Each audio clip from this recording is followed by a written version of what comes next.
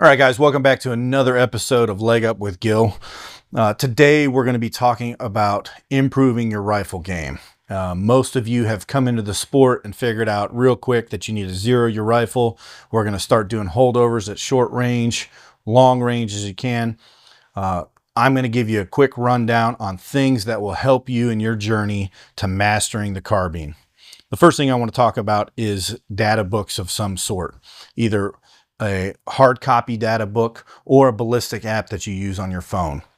I run equipment from both Impact Data Books and Sun and Shadow. There's a couple companies out there.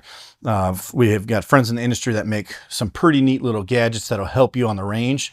So if you need to remember your holds at different yard lines, you could do it the old school way like Tina and I do, where we take a Sharpie and write it on the back of our hands. That gets messy. Sometimes we're sweaty and it comes off. So you will see some athletes running a quarterback sleeve or even a card on their optic itself.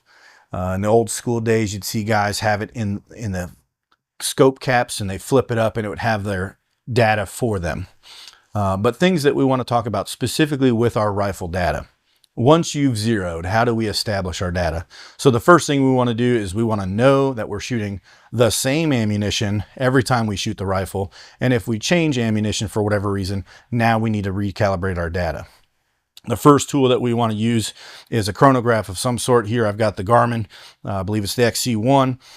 Very useful little tool. As you can see, it's very small, fits in my range bag, goes with me literally everywhere, minus the gas station. But as I'm on the range sighting in, you just plop this bad boy down, set it up for a rifle, shoot a nice string of fire, and you actually get your true muzzle velocity at the time that you're shooting with all the environmentals for the area that you're at. So then you're going to take your muzzle velocity and you're going to plug that into your ballistic calculator. And that should give you a drop chart of some sort if you've built it correctly to show you either a drop in inches, mils, or MOA, depending on what system you're using, and show you where you need a hold for each yard line. Even though you have that data, you still need to go confirm that data out on the range and go shoot in what we call proofing the data, or proving the data, excuse me. So as you guys may have seen on some of these data charts, we're going to have factory information. Things that you want to take note of this is each of these data charts, whether it's the published information on the box of ammunition that you're shooting or on their website of some sort, their data is going to be published based on their equipment. So you'll see in a lot of these charts, they'll tell you what the load is, what the velocity it was, and then what the holds are. That's a very good starting point for most of you shooting modern carbines. 16, 18 inches, somewhere in that window. We kind of know what your velocity is going to be, but it really matters that you go test that data on the range. So if you're ever at an event and you hear me and my friends talking about holds for different targets, we're going based off of known data, stuff that we've shot. So your data is going to be different than your buddy's data.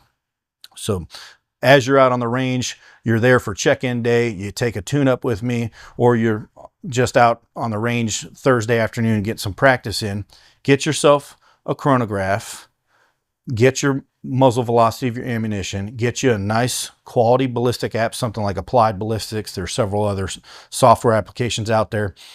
And then once you build your chart, go out and test that data.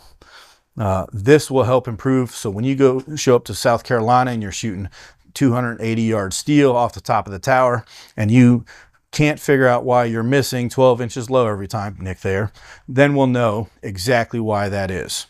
So get you a data book of some sort and go out and confirm your data. Hope this helps. We'll see you guys on the range.